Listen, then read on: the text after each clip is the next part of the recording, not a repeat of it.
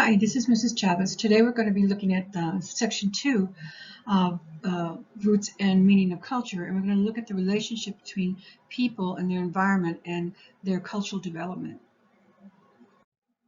Cultural ecology is simply the study of how humans adapt to social and environmental factors in order to survive and prosper. There are certain cultures that would have long died out if they hadn't adapted to the physical landscape. The home, while a symbol of the culture, is a prime example of cultural ecology. For example, many people connect adobe-style housing with the Southwest and the Native American culture that once thrived there. The people who built the homes did so with the purpose of surviving the hot, dry climate. The bricks were abundant dirt and as the staple of a building. The lack of windows keeps the heat in when needed and out when needed also, and the flat roof catches the rainfall that is precious and scarce in the Southwest.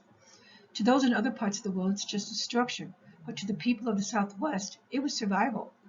Alternately, the people of India revere their cows. They believe eating such a sacred animal to be the paramount of terrible deeds. For some people in other cultures, it seems quirky and strange, but for the Indian population, the cow is sacred.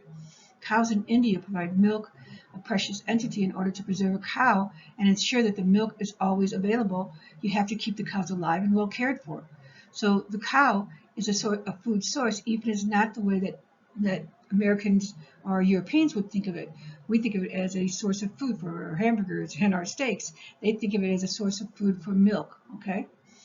So the precious renewable resources must be kept safe, and that's why the cow is considered to be sacred. Social culture is completely developed by the environment. This is a flawed notion that culture is a direct response to the climate and a type of landscape. It was popular during the 1800s and 1900s. In similar environments would produce similar cultures.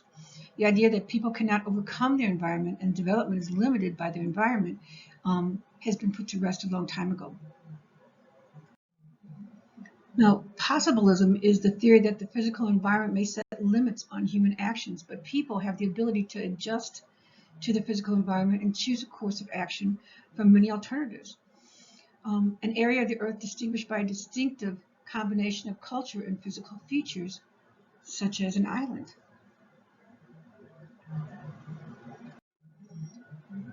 Cultural autonomy is self-government. Self-government of a cultural business of a group or a minority.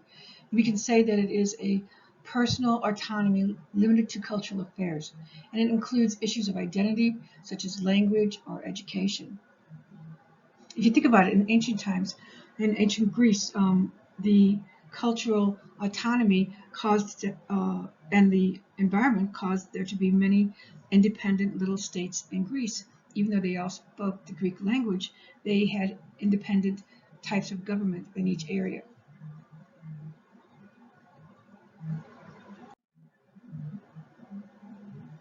A geographic area includes the cultural resources and the natural resources associated with the interactions between nature and human behavior.